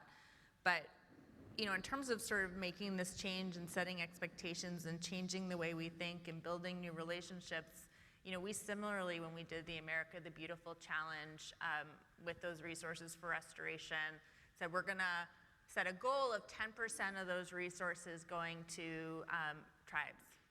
So we had states, tribes, territories were eligible, at least 10%, that's our goal. And because it was a very fast turnaround, like all of these dollars getting out the door in this first year, and a large reason why they went to existing projects, we had a very quick turnaround. So the RFP went out in May. I think it was, closing at the end of June. And so there's a lot of discussion and hand-wringing, should we roll over that 10% if we don't get enough applicants? What are we going to do? And we got almost a third of the proposals from tribes. Of that $1 billion, I think over half scored, right, recommended for funding, and about a third of that too was for tribal communities and their proposals. So we far outstripped the resources we had. We're funding way over 10%. Wow. We expect when we make announcements later this year. So NIFWIF, Interior, were forced to start talking to other people, to other organizations, to tribal conservation organizations, to do outreach to support the tribes who were applying. And NIFWIF, historically, National Fish and Wildlife Foundation, I think a colleague of mine at Bureau of Indian Affairs was looking, 0.02% of their funding, right, to tribal nations, and that's going to change in this program, and I expect it'll change, across their programs and into the future. So, we do have a chance to, I think, make durable change, and in part through the relationships that we're building through this historic opportunity. I can't help but reflect a little bit on the transformation and durable change that representation has. And I think, I think about how, certainly representation in hiring, that makes sense, but all of us serve on commissions or committees, and really thinking about, representation across all of the different ways that decisions are influenced. I think that's just key, and, thank you for that response, but it's an incredible impact, literally transforming the way we think about things in FEMA, in all the federal agencies, but in particular in Interior. It's really incredible and inspiring, so thank you. If I can just add to this conversation, I think one of the ways to both address capacity issues, particularly in rural communities or smaller communities, and then ensure durability, is to make climate-forward decisions the easy decision for local decision makers. And to do that, they need the tools and the data to make those informed decisions. And I think one of the things we've seen in the last decade is a federal disinvestment in data sets. And we've gotten better at that, but then the IIJA and the IRA tried to correct those wrongs in a huge way. So the data that we could make available to local communities to help inform that local decision making, to make it easier to say yes to the most climate aggressive decisions at the local level, I think is incredibly important. It's a great segue about, talk a little bit about how your agencies are collecting information on what organizations and communities are implementing and learning what works and maybe more importantly, what doesn't work. Does anybody want to start with that, Keelin? Sure, yeah, absolutely. So one of the things we haven't talked about as much in terms of bringing rural communities together is, just actually, or being able to support them is actually just bring them together in conversation. So that's something where that's going to help us to understand what kinds of data and information needs are out there and how we can support those most effectively. So for example, recently, I think it was just a few months ago, we supported a workshop between communities on the eastern shore of Maryland, Delaware, Virginia, so Delmarva, for those of you that are familiar with that term that we use around here, yeah, with communities in Louisiana to be able to compare notes, share best practices, be able to build some sustained relationships there so that when you're going for that grant, trying to understand how to address a challenging need or issue, that there's more of a peer-to-peer engagement that's happening, as well as an understanding of what federal resources are available, and helping us to understand how we can deliver that better. So what does technical assistance look like when we're working with a rural community or a tribe or an underserved community in other ways versus how we do that with a more heavily resourced community? Yeah, Trey. I'd say one of the reasons I enjoy working at HUD so much is I get to work with data nerds on a daily basis. We have a whole series of ways that that the department brings in data from communities, whether it's information that needs to be provided in their annual consolidated plan, whether it's information on persons experiencing homelessness that are served through various grants, or working with Census to do the American Community Survey and other data sets that look to how people live in a community, whether that's rents or movement. We have an Office of Policy Development and Research that is always looking for unique nuggets of information that can be used by practitioners in communities to leverage that data and to affect the change that the agency is trying to do. So we have a whole series of toolkits that we're constantly trying to refine, to make more user-friendly, to make more actionable. The latest, I don't know if I mentioned this in the beginning, is a community resilience toolkit that we're, again, trying to be data-informed and provide best practices whenever possible to communities to address these needs. Anybody else want to talk about the information that you're collecting? Just at FEMA, I mean, we're actually a fairly small agency. We're like less than 1% of Department of Homeland Security. So we, like a lot of our webinars, like if you want to apply to our grant programs, we have all of our webinars up on our website. You'll often see other federal agencies leading them. NOAA especially, we're really close with NOAA, EPA.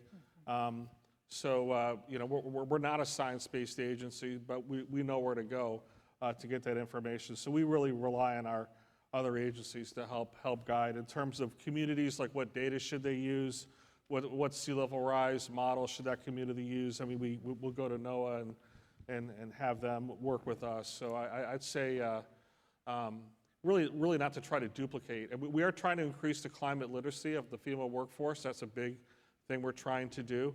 But the way to do that is through relying on agencies that have that expertise. Yep. I would just add to that, that information can actually be a barrier as well, because, if you're trying to collect everything, you might not be collecting anything. So, I think the cutting edge, the question is, what is relevant information to collect and gather?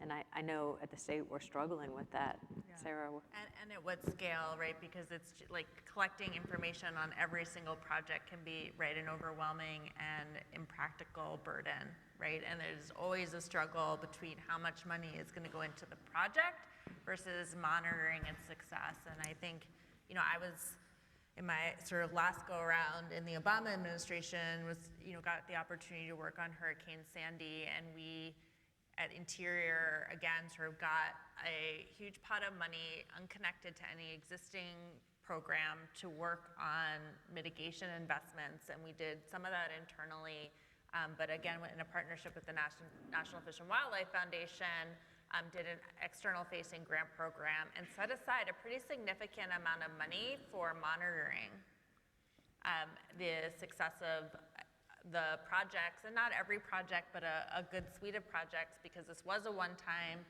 right, investment, and thinking about how can we make the most of it. And part of the, one of the things we are thinking about is, how are we going to invest resources in adaptive management, right? Collecting information. We aren't going to be able to do it everywhere. How do we do it most effectively? But it's a challenge, and there are some bright spots, right?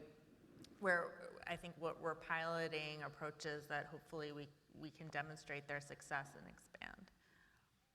Yeah, I know in Maryland we have some redundancy in let's say, water-based information that we're taking. So I really think it's incumbent upon all of us to optimize how we're tracking weather, water quality, ocean acidification, all of these tools, there's redundancies and inefficiencies. So it's really important to coordinate and collaborate, and to have sort of that Houston kind of network of tools that decision makers can call on reliably, and not have, where do I go to get this information? So I think that's a challenge that we all have in front of us. Great.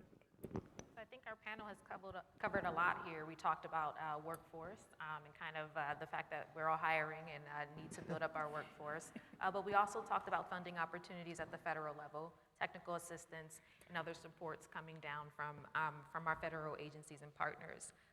So if each of the panelists could just share, what are some of the other opportunities coming from the federal level? Are there things that we should expect from Congress, other federal funding, other resources that will support state and local government, or other considerations that we should be looking out for from each of you all or some of your agency partners? I think I'd say, I'd love the other panelists to disagree with me, but I think one of the big challenges we have all this funding now. The questions I'm getting from the White House and the Hill on almost a daily basis, how do we get the funds out the door? How do we obligate them? How do we get, shovels in the ground? And so that's the challenge we all have. That's why we're hiring. That's why we're collaborating. We'll help with that. Yeah, I mean, really, all of you need to help us with that, because we've had the funding that a lot of us have been asking for years. The challenge is getting it out the door. It shouldn't take 5 years, 8 years for us to obligate these funds. So that's one of the biggest challenges I think we have. I think in terms of what is out there, I think there's always legislation, there's always new initiatives coming out of the White House, but I think a lot of people want to see us spend the dollars we have, and before we start talking about next steps. One thing I did mention, though, that we are standing up is tied to the infrastructure bill is the STORM Act. It is a mitigation revolving loan fund, so that got turned on based off of what EPA does for water and wastewater. So we're going to be putting some a notice of funding opportunity out there. So that'll be And the state of Maryland is a leader in that. You all passed a state revolving loan fund in Maryland. So the way that would work, FEMA would capitalize the state, and then the state would then enter into a transactional relationship with Crisfield or whoever else wants to do a mitigation project. So that's another new and exciting tool in the climate adaptation toolbox that came out of the infrastructure bill. So more to come on that. We hope Maryland takes advantage of that. We will. And again, like I said before, and Eric mentioned this, limitations on local project pipeline is a huge concern to the federal interagency. When talking with local partners, that they have individual projects, but they are one too deep. They don't have anything that can stretch beyond that to take advantage of the influx of money or the kind of cross collaboration opportunities that we have that are new. So talking with your peers to try to develop a suite of projects that meet multiple local needs to leverage this opportunity is pretty important. So we're not waiting 5 years to get some of this money out the door, because the risk is that we need to show that we've made this federal investment and it was worth it, that we're getting the impacts and the bang for our bucks of making this, so we can see it happen again. I would definitely agree with that. One of the things in the challenges right now, we're seeing huge proposal pressure. Right? We're seeing many more dollars coming in these projects than we can fund, but eventually that won't necessarily be the case. And when we think about this also in terms of equity, that's a challenge as well, because those that are better prepared, and typically it's those communities that have had the funding and resources to do the planning, tend to be more successful at this point right now, but we don't necessarily want that to be the case going forward. We want a more equitable distribution of support. We're already hearing from our partners just the concerns they have around capacity. So, we talked about that with rural communities, tribes, others that are dealing with that immediately, but we're kind of seeing that across the board. We're already seeing some of our partners saying they're having trouble getting resources together to provide good solid proposals for some of our existing programs, because they've had to put so much effort and energy and time into proposals for the FY22 round of the BIL project. So we don't want that to become an ongoing issue. We're getting questions coming in, can we provide help around capacity building for how to manage these grants? So when they have subawards and other partners that they're working with, and how to do that well. So there's a lot of need out there that I don't think we've got a great handle on how to support yet, but we need to be focusing on that pretty quickly. Certainly, so much of our time is spent on managing state and federal grants and applying for those grants, and sometimes, the amount of time that goes into it and whether or not you get that return on investment and you get awarded is a huge issue for many state and local governments. And so I think that's a great challenge and barrier that each of you brought up. And so do we see something coming forward in terms of policies to remove these types of barriers when it comes to capacity building, but also just when it comes to kind of the administrative burden that's placed on local governments to actually obtain these funds, and for federal governments to actually spend the money, or federal agencies?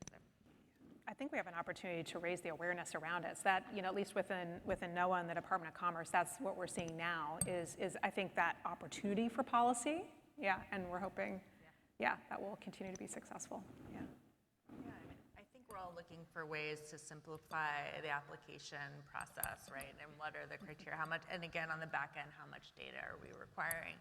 But there are limits, right, because of the statutory requirements that we all face that make things really complex. And I think also on the back end, there's this pressure, right? Oh, well, how does that come out in terms of policy? Let's streamline permitting, right? Like, let's short circuit, the Environmental Policy Act and the amount of opportunity for community engagement, and right. So it is a really tight Gordian knot, I think, and it is important. I guess just to reiterate, I think the sort of conflicting challenges that we're all facing, right, for you all to be aware and understand. There's one, right, the speed. There's a huge amount of pressure for the agencies to obligate resources ahead of even, right, the timelines that we have to get them on the ground so that they're not sitting around. Because if it looks like we can't spend the money, then it's, proof that there isn't a need, and that money should be taken back. So that's a huge pressure, right, to find projects to and that does, right, conflict with equity and taking the time to work with communities to develop projects, right, in places where they haven't had the capacity or the influx of resources to plan. So that is right, a pressure that we are really facing, and so when folks up here are asking for your help, just being, I think, aware of that tension is important. And when we talk about simplifying, like the flip side is often that can tip into, well, let's scale back the environmental protections that go into making decisions. So I'm channeling some folks here. I feel it from you. You said that word permit and permitting, and I want to throw out an idea that we've implemented at the Maryland Department of the Environment, and that is restoration permitting, which is a separate category from the rest of our permitting, and it recognizes when there's ecological uplift. We have challenges with the middle branch and NMFS, for instance, and essential fish habitats. So I do see permitting as a barrier. I suspect some of my colleagues out here see permitting as a barrier, while we, again, share the value that we cannot compromise the integrity of our environment. We have to recognize that not all permitting is there for the purpose of pollution rights or development or so on. So can you give me some examples about permitting and overcoming those challenges and more of that conflict? I'm really interested. This is a I really dug a hole for myself here. I don't know You that. weren't allowed to because you didn't get the permit. Oh, right. Exactly. I can just say that I think that those are things we're looking at, right? Of where are there opportunities to do categorical exclusions or other innovations to acknowledge, right, that restoration and natural infrastructure and habitat conservation are things that have uplift and shouldn't have to go through the same type of involved process that development projects do. So it is something we're thinking about, it's something we're working on, but I don't know that I have specific examples in mind. Keelin. Yeah, so just to be clear too, so I come from the side of NOAA where we have to do the NEPA work, right? So I'm not from fisheries, so I'm not in the Office of Protected Resources that's making those decisions, say about Section 7 consultations and those kinds of issues. But we are in communication with them around the challenges that our partners are facing in this and looking for pathways forward. A couple things I can share that we are doing similar to Interior is where is it that we can look for categorical exclusions, programmatic EIS, other kinds of ways of getting creative within the boundaries of the law to be able to ensure that we're taking that balance of making sure we're meeting the requirements, but at the same time, we're recognizing that not all projects are the same, right? So projects that are focused on restoration and have inherently environmental benefits to them, how we do that. But it is a continual challenge. I would say we do invest a lot of resources into it, and we're always looking for ways to be able to balance that and streamline it. So love to continue that. Love to continue to get feedback from you all. Yes. Anybody else want to? I know for us, just flagging the permit as a conservation permit changes a little bit of the mindset, and so that's been successful, not perfectly successful, but it has been part of the solution for us. Anybody else want to comment on that or barriers, Ava? I think our panelists have really provided a lot of insights into their challenges on a day-to-day basis, and we have a lot of sympathy for our federal partners as well. We know you all are working hard to get those funds out the door, and we're just waiting patiently for that. And the lights are on, so we need to close out. Thank you all so much.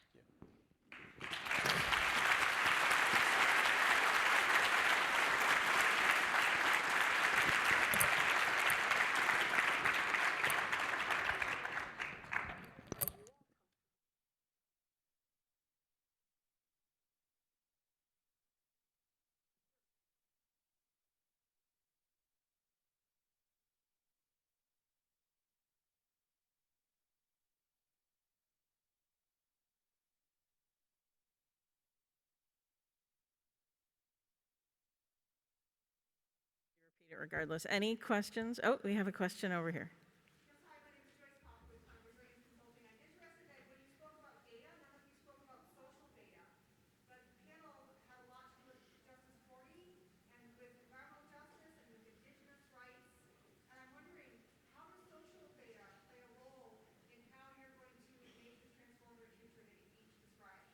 Okay, the question was, how will social data play a role in creating the transformative future that you each described?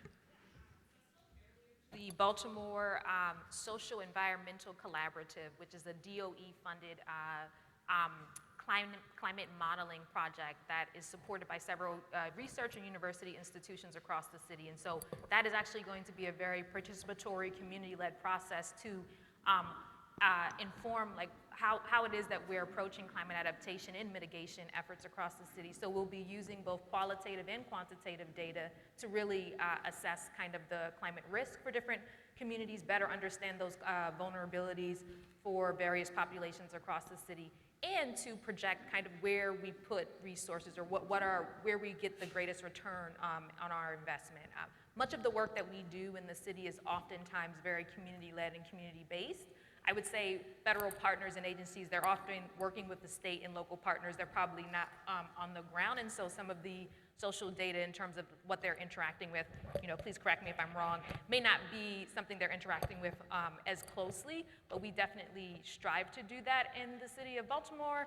I'm not saying that we're perfect at it, but we really try to incorporate a lot of that feedback and those challenges. During our climate adaptation engagement process right now, one of our goals is to have 6,000 unique interactions, which represents roughly 1% of the population, but it's still significant in terms of the number of surveys that we're planning to collect, the number of touch points that we're planning to have with community members across all social demographics across the city. And it's gonna really inform how it is that we should be approaching climate literacy across the city, and how we need to, we can improve our education efforts and awareness raising efforts around climate related issues. So, but thank you, that's such a great question. I appreciate you bringing that up. Yeah. So I'd say from HUD's perspective, the majority of our data is social data, whether it's social vulnerability, whether it's interacting with the grantees, interacting with people in the community, in the continuum of care, and that's people experiencing homelessness, on the verge of homelessness, whether it's people in our public housing, on our affordable housing and community development grants. There's requirements for social or community engagement and citizen input on all the activities, both on the annual funding and the disaster recovery and mitigation. We provide this social vulnerability data with FEMA, and we work with them on the mitigation side. And that's kind of a newer thing. Mitigation is relatively new investment at HUD. We've had it for a while, but it's really supercharged over the last 5 years. So we're embedding social data in everything that we do. And on the research side, we are constantly working with outside partners, universities, nonprofits to gather social data to look at how communities live and how we can better shape investments in that. So that's a core function of what the department does. From the federal government, just we mentioned Justice 40. So the White House Council of Environmental Quality has a draft screening tool that was out for public comment. They're going to be finalizing that. Once they finalize that, that will be the roadmap that helps us guide, okay, are you a Justice 40 community or not? Right now it's draft. FEMA, we adopted Center for Disease Control Social Vulnerability Index, like the numbers I was rattling off. We use CDC SVI, so you have to do a benefit cost ratio for a lot of our grants. We announced this year that if you're CDC SVI 0.8 or greater, the most disadvantaged communities, we will help you with the benefit cost ratio. So that's like one of the things that we're doing to use that kind of data in our decision making. Do we have another question? Right back there.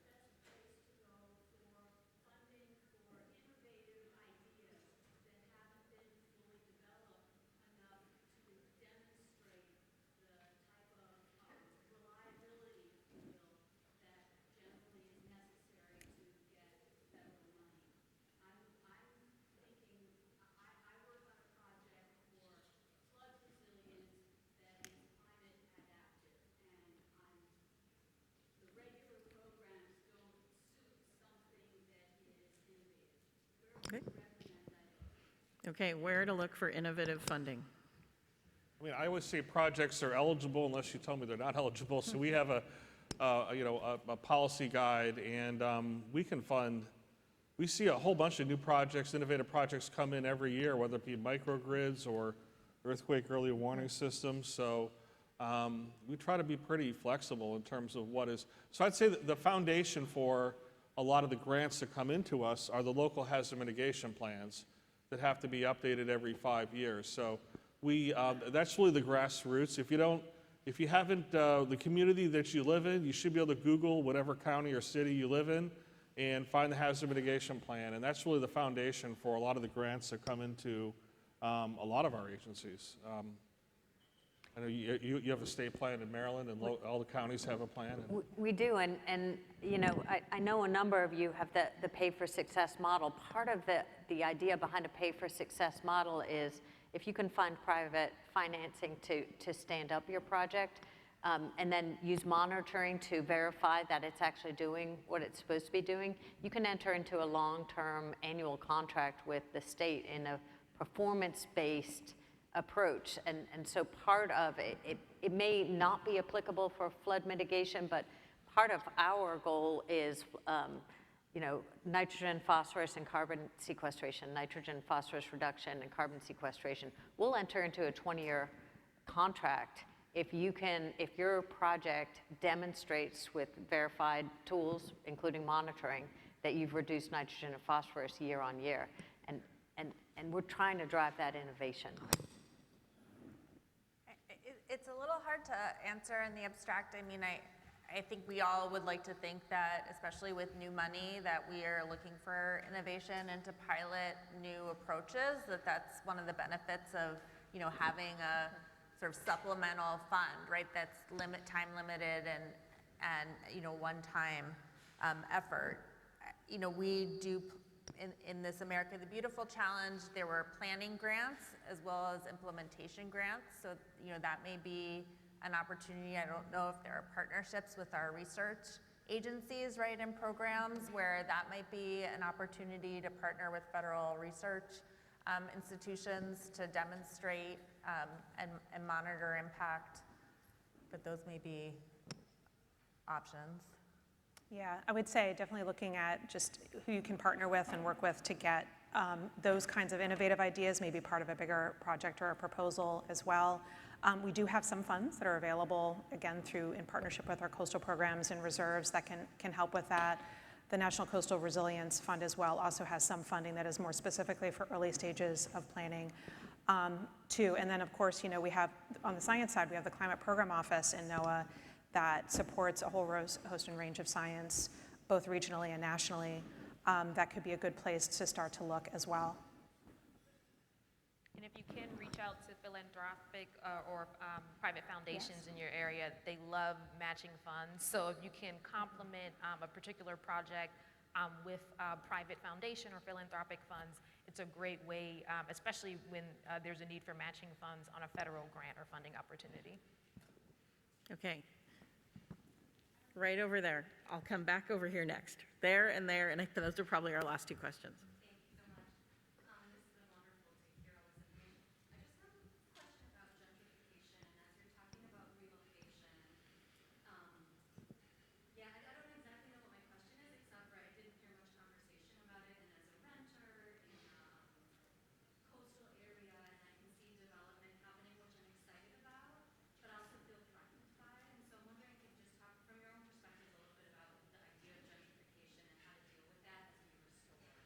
Okay, a question is about thoughts about gentrification. I'll start with that. So yes, it is definitely something that weighs on us when we think about the coast in particular. It is an incredibly expensive place to live for a lot of people. We see increasingly that those that work on the coast can't afford to live there, and the costs that are associated with that, and what we're doing when we think on the mitigation side of things of climate, of contributing to greenhouse gas emissions and things like that when people have to commute so far, and then just also, of course, the economic and social impacts of that. So, one thing we don't have like specific, I think, policy goals set for that, but we are definitely that is an issue that when we're thinking about relocation and how we approach that is an issue. when we think about the kinds of information that we're providing through decision support tools to communities, we're including in there information on renters, housing stock costs, low-income housing, where that's located, right? We do tend to see that more in high flood areas. There's high flood risk areas. That kind of information to help inform the decision-making that's happening at the regional, state, and local level, and then also too for the projects that are coming in that we're considering support for. And I think when we talk about gentrification, there's so many layers and that come into that when it comes to displacement, but also neighborhood development and what equitable neighborhood development looks like. And I think for Baltimore City, we're really trying to frame things as how do we approach development in a way that is equitable, in a way that does not cause displacement, but does improve the quality of life for the people living in communities today. And that is exactly what the Middle Branch Project is doing in South Baltimore with the shoreline restoration, improving the quality of life for residents that live there today, and being very conscious about rising property values and property taxes and ensuring that people are not displaced through that process, because we have to ensure that people can stay and live and enjoy the development that happens in their communities. We can't, gentrification can't be kind of like a way to stop that progress in a community, or, you know, so I think it's definitely a complex issue, and I'm not saying that we have the answers to it, but I think sometimes reframing the issue and looking at it in such a way in terms of like how we improve the quality of life for as many people as possible, particularly, again, the most climate vulnerable among us, is a good way to help us frame and approach the issue. And in terms of disaster recovery, I think there's some structural issues that come into play that exacerbate displacement. It is just easier to serve homeowners because you have a single point. You can interact with them. FEMA is fantastic at getting money on the ground quickly. The SBA is involved as well. It is easy to interact with those homeowners to start doing repairs. When it comes to big multifamily buildings, some of both interacting with those owners and also instituting those repairs in a way that doesn't displace the current renters, because inevitably you're going to have to move out. So giving them the opportunity to come back in. So speeding up that process to get funding for particularly affordable housing and affordable multifamily housing repair, such that those individuals aren't, just by a time lag, forced to move out of the community because they have no other alternatives once they've exhausted rental and housing assistance, federal rental and housing assistance. So improving those processes is a priority for the president to try to reduce the timelines and make it easier to get those recovery dollars in the communities quicker, so we don't see that. And I would just add that accessibility to our waterways and our natural resources is essential, that those don't get closed off or made difficult to access. That's just a key point of, as we think about this transformational change, that all people have access to our natural resources and the benefits that they provide to us. Okay, over here. Good morning, everybody. So I'm a Hopi woman from northern Arizona, so I'm an indigenous woman. So I have concerns when it comes to use of traditional knowledge within Western science, and especially within federal funding and federal documents, federal plans, because they're foilable. So my question is, how are you all going to ensure the rights to that cultural patrimony stay with the tribes, stay with the pueblos, stay with the indigenous community, and how are you also going to ensure indigenous data sovereignty and ensuring that the tribe, the pueblo, the indigenous community has the right to govern that knowledge and will always govern that knowledge? That's a huge part of the policy effort that we have underway, right, is thinking about how do we both, take advantage in terms of improving the way that we engage with the resources that we have a responsibility to manage by incorporating indigenous knowledge without compromising ownership, right, and control over that knowledge, and what are the requirements around disclosure that our agency will have to make sure that knowledge is given with all of the information, right, and context about the implications of that decision, and that is, the choice remains with the holders of that knowledge. So, we don't do it enough, right? It's not a typical part of our practice yet, and as we seek to make that change, respecting all of the considerations that you've outlined is really central to our thinking and what policy and practice must look like if we're going to pursue this goal. I think a part of that you should, especially when it comes to rebuilding native nations, is you should have people like me on these committees to help write funding opportunities, to help write policy, regulations, and law that we have to adhere to but aren't written by us. That's been the history of federal and law policy. So I'm here to make these changes, ask for these requests, because as your trust responsibility to us as federally recognized tribes, we should also be key players when it comes to development of policy, regulations, and laws, especially if they're governing our own people.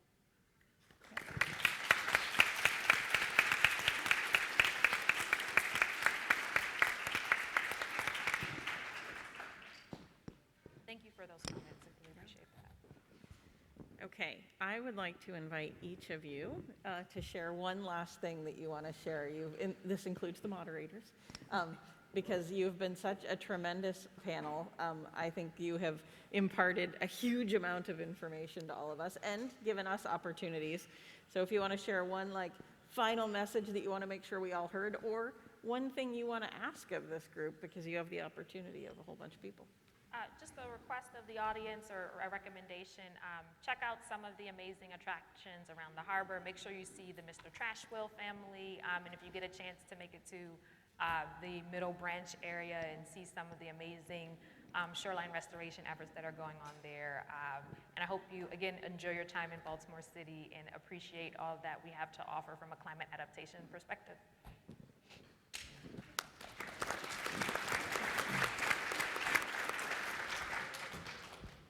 I think what's top of my mind is just reiterating the moment, this moment that we have to seize or not, and how interdependent we are, and making it a success, right? That it will take all of us working at the local, state, federal level, in the private and the public sector, creating those connections, creating projects, figuring out solutions to the big challenges that we have and making this succeed. And so it's really great to be here today with all of you to hear your questions and concerns and begin to make those connections.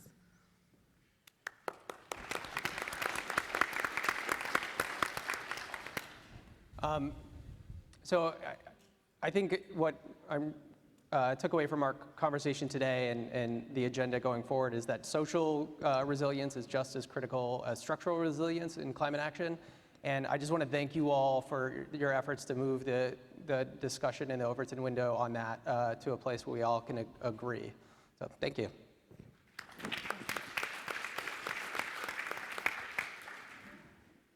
So I just want to reiterate that, as we've been talking about, this is a tremendous moment for all of us. And there's a real opportunity here for us to look at how we sustain these resources. So please, thoughts and ideas you have about how well we are doing as agencies, I would say is critical. The communication about what's working well, what isn't, and what are the successes that will come out of the work that we're supporting so that we can develop a strategy to maintain these funds in the long term. We look to you guys for that. We don't necessarily have that at hand. You're the ones that are implementing the work and doing all the great things on the ground, so we're really looking forward to staying in conversation with you.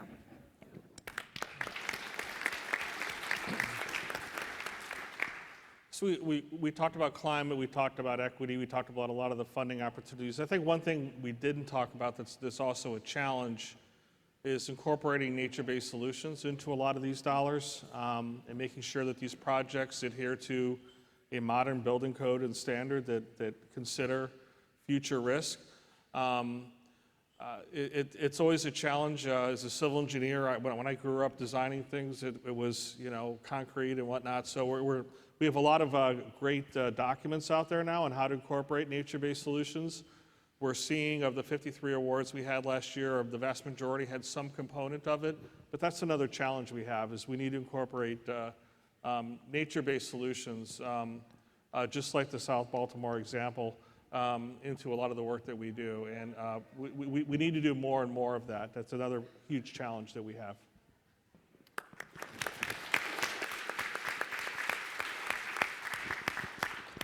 I'll just end with equity and representation as our guide star. Let's get to work.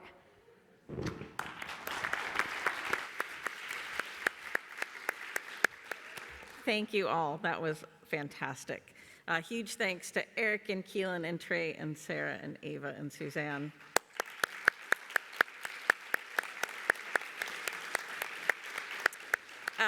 Okay, so you can sit there if you want, or you can free yourselves, and I'm going to give closing bits they need. Quick mention that I wanted to give a thanks to Kim Penn, who was part of creating this panel but couldn't be here today. So if any of you know Kim, send her an email. Say thank you for putting together a fantastic panel. I want to quickly remind you all that I want you to meet someone new, learn something new, and think anew this week and every week, because Adaptation needs you to do that. To help you start that process, there will be snacks on this floor and the next floor starting at 11 o'clock in the break. And then finally, I want to thank all of those of you who are returning to the forum and welcome all of those of you who are coming to the forum for the first time. I hope that this is a great week for you. Please go forth and do good things, starting with having a great week at the forum and really enjoying Baltimore City. I love coming to Baltimore. I hope you all find magical things here as well. So have a great week, everyone.